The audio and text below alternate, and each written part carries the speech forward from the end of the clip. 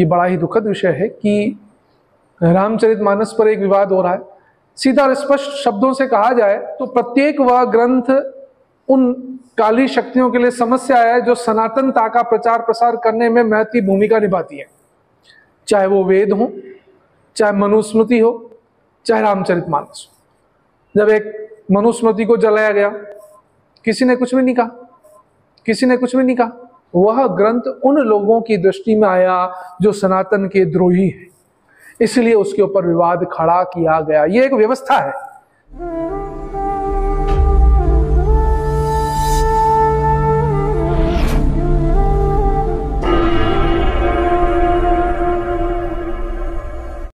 हरिओम। सनातन धर्म प्रचार आज डॉक्टर दिलीप नाथानी से मिलने के लिए गीता आश्रम पहुंचा है।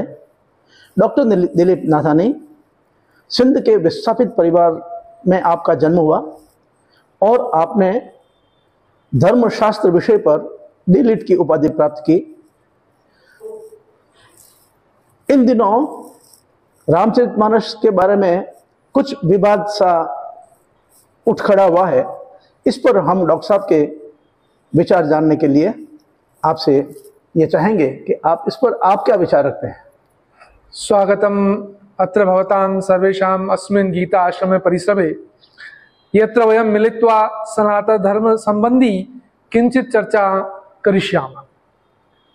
ये बड़ा ही दुखद विषय है कि रामचरितमानस पर एक विवाद हो रहा है।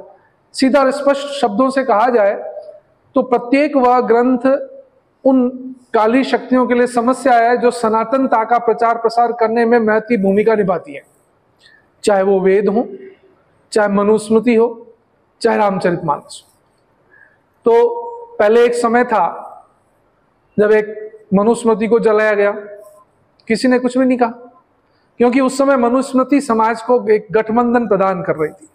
शनै शनै हमारे अंदर शिक्षा का ह्रास हुआ, सनातन शिक्षा का ह्रास हुआ, तो हम उस ग्रंथ की ओर आकर्षित हुए जो जन सामान्य में प्रत्येक साधारण से साधारण व्यक्ति, या जिसे कहा जाए जिसने जो साक्षर नहीं है, उस व्यक्ति के मुख पर भी उसकी ऋचाएं, मैं यहाँ पर शब्द ऋचाएं का प्रयोग कर रहा हूँ, चौपाई शब्द का प्रयोग नहीं कर रहा हूँ। मानस के जो वचन है वो ऋचाएं हैं, तो उस जन सामान्य के जीवा पर भी जिसकी ऋचाएं चढ़ी हुई थी, वह ग्रंथ उन लोगों की दृष्टि में आया जो सनातन के द्रोही है, इसलिए उसके ऊपर विवाद खड़ा किया गया। यह एक व्यवस्था है जो तंत्र भारत में पिछले कई हजार वर्षों से, मैं कह सकता हूं बल्कि उससे भी अधिक हजारों वर्षों से, जो भारतीय सनातन संस्कृति को नष्ट करने का एक असफल प्रयास है।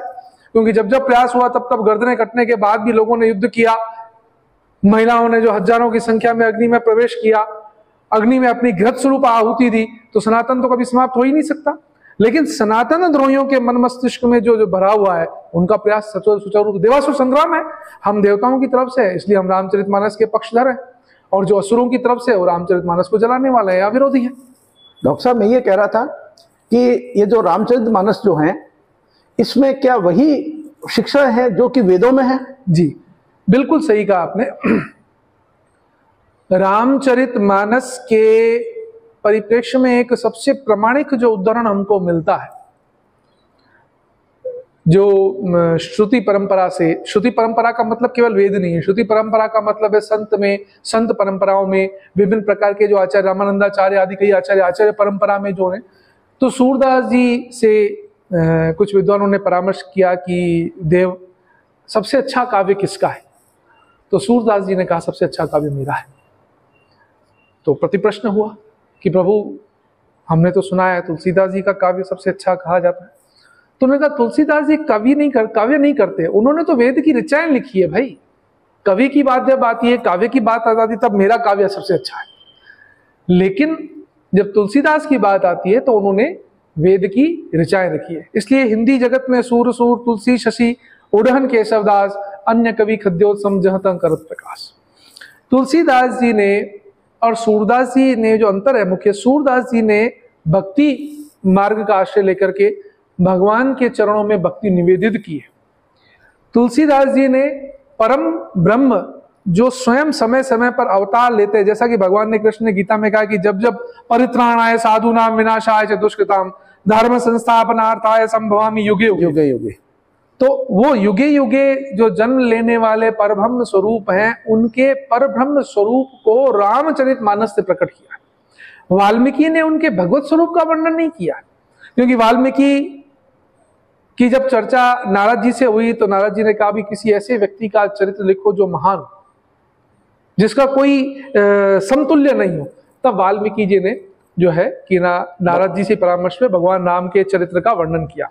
लेकिन तुलसीदास जी ने भगवान राम के भगवत परब्रह्म स्वरूप की स्थापना की है, और उसकी स्थापना में उन्होंने बारंबार रामचरितमानस में, जैसे वेद कह रहे हैं, जैसे श्रुति कह रही है, जैसे बारंबार वेद के वेद को बीच में रखते हुए भगवान की स्तुति की है। इसलिए सूरदास जी के वचनों के अनुसार भी और स्वयं तुलसीदास जी के वचनों के अनुसार भी हम कह सकते हैं कि रामचरितमानस वर्तमान में वेद ही है। वाल्मीकि के राम मर्यादा पुरुषोत्तम है जी, और तुलसी के राम वो उस निर्गुण निराकार परमात्मा के साकार रूप हैं। जी, यही है ना? जी बिल्कुल। कि मैंने जैसे पहले भी कहा कि जब भगवान वाल्मीकि को आदेश हुआ लिखने का, यानी जब उन्होंने पहली उसको शाप दिया, जिसने क्रौंच पक्षी का वध किया शिकारी ने, तो कमा निषाद प्रतिष्ठा त्वमगम शाश्वती समा यत क्रौंच मिथुनादेकम वधी काम मोहितम। कह रहे तुमने जो है कि एक काम मोहित क्रौंच में से एक, युगल में से एक को मार दिया, तुम प्रतिष्ठा से भ्रष्ट हो जाओ। फिर वाल्मीकि को दुख हुआ कि ये मैंने क्या किया, शाप, क्रोध तो ऋषि करता ही नहीं है। तब ब्रह्मा जी ने कहा कि ये सृष्टि का प्रथम काव्य होगा। अभी तक जो सृष्टि का काव्य था वो वेद थे, सृष्टि से पूर्व अपरुषेय हैं, पुरुष सृष्टि से पहले के हैं, अव्यक्त अवस्था में है, वहीं पर ही उनका प्राकट्य हो गया, इसलिए वो अपरुषेय हैं। लेकिन काव्य की तरह तो आप इस पे लिखें। फिर नारद के परामर्श से उन्होंने राम का, तो उन्होंने जहां पर भी लिखा है, आप देखिए एक 22-23 वर्ष का युवक किसी भी आश्रम में जा रहा है तो आश्रम का ऋषि सामने आ रहा है और आकर के वह कह रहा है कि प्रभु मैं आप ही की प्रतीक्षा कर रहा हूं, आप मेरे पुण्य लीजिए और मैं जाऊं। तो यहाँ पे अप्रत्यक्ष रूप से उन्होंने स्थापना तो कर दी कि साहब वो भगवान ही है, लेकिन वहां पर उनको मनुष्य के एक महान चरित्र की स्थापना करनी थी। तो मनुष्य के महान चरित्र की स्थापना करने की दृष्टि से उन्होंने उस परब्रह्म स्वरूप को प्रयास किया छुपाने का, यदि छिपा नहीं सके। लेकिन भगवान तुलसीदास जी महाराज ने, क्योंकि उस समय भयंकर संकट था धर्म के ऊपर, कई प्रकार के आक्रमण हो रहे थे, मंदिरों को तोड़ दिया गया था और एक छद्म धारणा चली थी कि अरे क्या खुदार, क्या वो सब कुछ यहीं पर ही है, क्या राम, क्या ये, क्या वो, सब एक है। तो जो हिंदू समाज भ्रमित हो रहा था, उस समय तुलसी जी ने जो है भगवान शिव की कृपा से एक ऐसे ग्रंथ की रचना की, क्योंकि जब उस समय हमारे गुरुकुल नष्ट हो गए, वेद शिक्षा नष्ट हो गई, तो जन सामान्य में कुछ था ही नहीं जिसको वो बोले और जिसपे वो गर्व करे। तब भगवान के परब्रह्म स्वरूप के भगवत स्वरूप का प्रकटीकरण तुलसीदास जी ने किया और जन जन में रामचरितमानस का ऐसा प्रसार किया, ऐसा प्रचार किया, जैसे कि मानो वेद, वेद में सबका अधिकार नहीं है, क्योंकि वेद के लिए प्रथम जो संस्कार है वह उपनयन है। प्रत्येक व्यक्ति उपनयन नहीं कर सकता, उपनयन के बिना वह वेद नहीं पढ़ सकता, लेकिन मानस पढ़ सकता है। और मानस चूंकि जन भाषा में था तो एक काव्य के रूप में लोगों के मुख पर आ गया, और फिर उसमें जिनके कुछ चक्र भी खुले हुए थे उन्होंने उनकी फिर व्याख्याएं करना प्रारंभ की और जनसभाएं हुई। रामलीला में भी रामचरितमानस का प्रभाव हुआ, उनके पद्य गाए जाने लगे और जन जन में प्रचार हुआ। और वह प्रचार आज भी उन क्षेत्रों में जहां पर वनवासी क्षेत्र है, शिक्षा कम है, वहां पे मानस का प्रचार है। तो वो जो प्रचार है वह सनातन धर्म के जो द्रोही हैं, राष्ट्र के जो द्रोही हैं, उनकी आंखों की किरकिरी हुआ। तब उन्होंने जो है रामचरितमानस पर इस प्रकार का एक प्रश्न खड़ा किया, विवाद खड़ा करना प्रारंभ किया कि हम उस कारण को हटाएं जो हमारे सनातन को नष्ट करने में सबसे बड़ी बाधा है। डॉक्टर साहब, अभी आपने ये कहा कि मानस वेद है, तो इसको आप किस प्रकार से स्पष्ट करना चाहेंगे?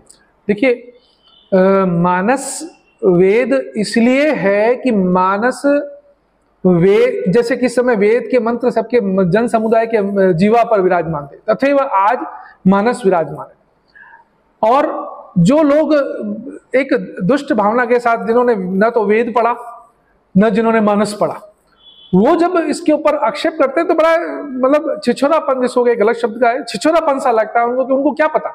मैं उनको कहता हूँ वो वेद पाखंडी है और उन्होंने ही एक धारणा बना ली, कुछ भी बना ली। ना तो उन्होंने, मैंने कहा जैसे, ना तो उन्होंने वेद पढ़ा तो उनको वेद समझ में आता नहीं, मानस भी नहीं पढ़ा तो उनको मानस भी समझ में ना आता नहीं। तो जो व्यक्ति मानस को वेद के समतुल्य कह रहा है, वह वही व्यक्ति कह सकता है जिसने वेद को भी पढ़ा हो और मानस को भी पढ़ा हो। मानस को भी पढ़ा। अच्छा, हम जब प्रस्थान त्रयी की, जगत गुरु शंकराचार्य ने प्रस्थान त्रयी की बात कही है, तो प्रस्थान त्रयी में उन्होंने वेदांत को लिया है, गीता जी को लिया और जो है कि ना उपनिषद को लिया। जब हम अन्य संप्रदाय में आते हैं, उन्होंने भागवत को भी उसमें प्रस्थान चतुष्टय कर दिया। तो वेद रूपी वृक्ष जिसको कहा गया है, उसका एक पका हुआ फल भागवत है, वो संस्कृत में है, और उसी पके हुए भागवत फल का जन भाषा में जो स्वरूप है, वह रस स्वरूप जो है वो मानस है। तो जिस प्रकार वेद रूपी वृक्ष का फल भागवत है, तथैव मानस भी है, तो मानस भी वेद है। चूंकि वेद में बहुत नियम है, बाल्यकाल में उसका उपनयन होना चाहिए, आचार विचार आदि कई चीज होनी चाहिए, लेकिन जन सामान्य में इतना सामर्थ्य नहीं, आयोपार्जन करना उनकी विवशता है, कई प्रकार के नियमों की पालना नहीं कर सकते, किंतु मानस का अध्ययन वो कर सकते हैं। इसलिए जो है मानस जन सामान्य का है। तो मानस पे आक्षेप करने वाले व्यक्तियों के लिए मैं ये कहूंगा कि उनका जो ये अपराध है, ये देव दंडाधीन है, देवता ही उनके अपराध का निर्णय करेंगे, हमें सामर्थ्य नहीं है कि उनके इस अपराध का दंड क्या होगा। डॉक्टर साहब, ये तो स्पष्ट है कि भारत में तो रामचरितमानस जो है वो जन जन में व्याप्त है, क्या विदेशों में भी मानस का कोई ऐसा प्रचार प्रसार है? देखिए, सबसे पहली बात तो मैं ये बता दूं आपको कि संपूर्ण विश्व में एकमात्र भारतीय संस्कृति थी, क्योंकि आज जहां भी खुदाई हो रही है वहां पर मूर्तियां मिल रही है। तो ये तो स्पष्ट है कि विश्व में भारतीय संस्कृति थी। और दूसरा ये है कि अगर हम आधुनिक काल को देख लें, मतलब आज से 1500-2000 साल पहले या कुछ वर्ष पूर्व भी देख लें, तो अंग्रेजों के समय में जो भारत का विस्तार था, पूरा भारत के विस्तार से तात्पर्य है कि जहां तक भारत के लोग समुद्र से व्यापार करते थे और उनका प्रभाव था, तो वहां के कई ऐसे क्षेत्र जहां पे खनिज बहुत था, तो अंग्रेज भारत के एक श्रमिक वर्ग को, जो यहाँ का श्रमिक वर्ग था, यहाँ जो निर्धन था, उनको यहाँ से उन क्षेत्रों में से सूरीनाम है, कंबोडिया है, जावा है, मॉरिशस है, दक्षिण पूर्वी जो एशिया का हिस्सा है, वहां पर समुद्री क्षेत्रों में, यद्यपि वहां पे चोल आदि जो राजाओं का साम्राज्य था, पांड्या, चोल, इनका साम्राज्य था, लेकिन वो जो प्रभाव कम हुआ, तो यहाँ से जब श्रमिकों को लेके गए, जो मध्य प्रदेश के मध्य क्षेत्र के थे, उड़ीसा के क्षेत्र के थे, उत्तर प्रदेश के थे, बिहार के थे, तो वो लोग अपने साथ अपने धर्म ग्रंथ के रूप में मानस को ही लेके गए, और मानस का ही पारायण चलते चलते उन्होंने वहां पर मानस की एक स्थापना कर दी। आप देखिए, भारत के आसपास के कई ऐसे छोटे छोटे देश हैं जहां पर आज भी रामलीला की होती है, परंपरा है। कई देश है जहां पे, एक देश है थाईलैंड या कोई देश है, वहां की राजकुमारी, वहां के लोग कहते हैं हमारी राजकुमारी का जो ननियाल है वो अयोध्या में था, अयोध्या में है। तो ये मतलब हम मानस ही बाहर गया है, वहां से मानस के माध्यम से ही उन्होंने भारत, मूल जो भारत भूमि है उससे हजारों किलोमीटर दूर रहते हुए भी अपने आराध्य को, अपनी संस्कृति को, अपने धर्म को रक्षित किया। तो ये भी हमारे सनातन धर्मियों की दृष्टि में आया कि ये एकमात्र ऐसा ग्रंथ है जो हजारों किलोमीटर दूर रहकर भी उनको अपने धर्म से भ्रष्ट नहीं होने दिया, आस्था को इसलिए रखा। हाँ, तो उस आस्था पर प्रहार है, ये हमारे आराध्य पर प्रहार है, हमारी आस्था पर प्रहार है, हमारी संस्कृति पर प्रहार है, हमारे शास्त्रों पर प्रहार है। इसलिए इसका प्रतिकार होना चाहिए, और प्रतिकार का यही है कि मानस का अधिक से अधिक पाठ हो, उससे बड़ा कोई प्रतिकार नहीं। मैंने कह दिया, जिन्होंने ये अपराध किया है वो देवदंडाधीन है, देवता स्वयं उनका निर्णय करेंगे। गोस्वामी जी ने कहा है, बातुल भूत विवश मतवारे, ये नहीं बोले वचन विचारे। तो जिन लोगों ने इस प्रकार से मानस के ऊपर आक्षेप किए हैं, निश्चित रूप से ये इसी 4 श्रेणी के अंदर है, और परमात्मा इनको क्षमा करे। मानस हम सभी के मानस में बसी हुई है, और जन जन के मानस में जो बसी हुई मानस है उसका उच्छेद करना इतना सरल नहीं है। डॉक्टर साहब जी बिल्कुल, आप यहाँ पर पधारे, धन्यवाद। और हमें अपने अमूल्य विचारों से आपने लाभान्वित किया। इसके लिए सनातन धर्म प्रचार संस्थान आपका बहुत बहुत आभार प्रदर्शित करता है। धन्यवाद। हरिओम। धन्यवाद।